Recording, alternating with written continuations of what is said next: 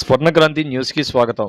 పర్యావరణానికి హాని కలిగించే ప్లాస్టిక్ బ్యాగులను వాడొద్దని అవగాహన కల్పిస్తూ Safai Karmachari welfare association and trees group ఆధ్వర్యంలో వన్ టౌన్లోని అవగాహన ర్యాలీ నిర్వహించారు. ఈ సందర్భంగా ర్యాలీ నిర్వాహకులు మాట్లాడుతూ ప్లాస్టిక్ క్యారీ బ్యాగులు, ప్లాస్టిక్ వస్తువులు పర్యావరణానికి ఎంతో హాని చేస్తున్నాయని ఆవేదన వ్యక్తం చేశారు. ప్లాస్టిక్ రహిత దేశంగా మన దేశాన్ని చక్కదిద్దుకోవడంలో అవసరమని అన్నారు.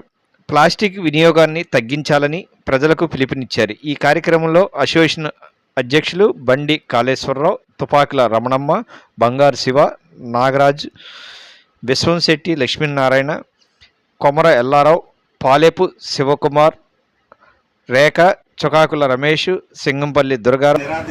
ఏమంటే నెక్స్ట్ నుంచి కలెక్టర్ గారు కూడా ఆదేశాలు జారీ చేస్తారు. ఈ 1 వీక్ ప్లాస్టిక్ స్టాప్ చేయాలి. దానికంటే బిఫోర్గా అందరికి ఇన్ఫర్మేషన్ ఇద్దామని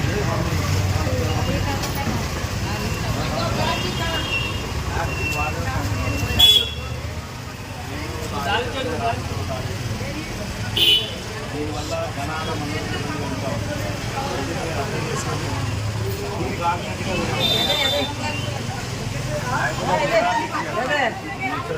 నష్టపోతారు. ఆల్టర్నేట్గా వేరే ఏర్పాటు ఉన్నాయి, ఆ ఏర్పాటు తీసుకోండి. సరుకులు కూడా మీరు నష్టపోవద్దు. ఇవాళ వచ్చి రేపు వెళ్ళిపోతామని కూడా అనుకోవద్దు. సరుకు అయితే ఆపండి, లేకపోతే ఆపండి. Thank you. జై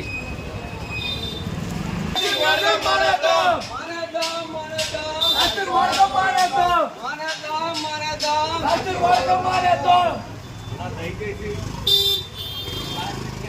వీలైనంత త్వరగా మీ దగ్గర ఉన్న సరుకుని డిస్పోజ్ చేసుకోండి.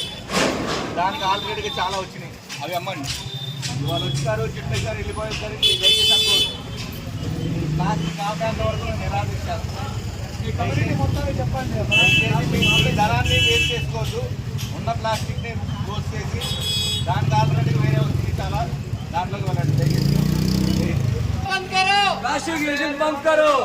అన్న దయచేసి ప్లాస్టిక్ అమ్మకూడదు, అమ్మొద్దు.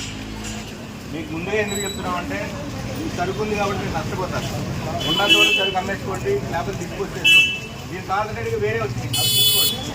నేను ఏదో చెప్తున్నావు వెళ్ళిపోతున్నాను, దయచేసి అనుకోవద్దు. తర్వాత పరిణామాలు దయచేసి ప్లాస్టిక్ భూమిని పాడు చేయాలి.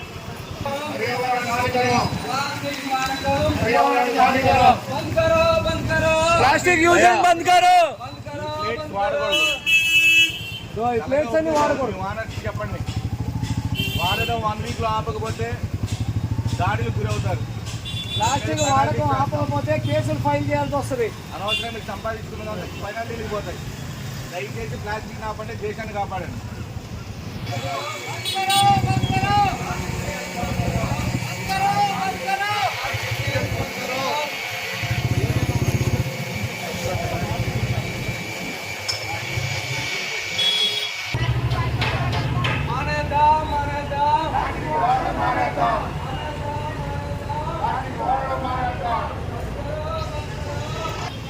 అందరికీ నమస్కారం. ఈరోజు భారతదేశం ముప్పుకు గురవబోతూ ఉంది.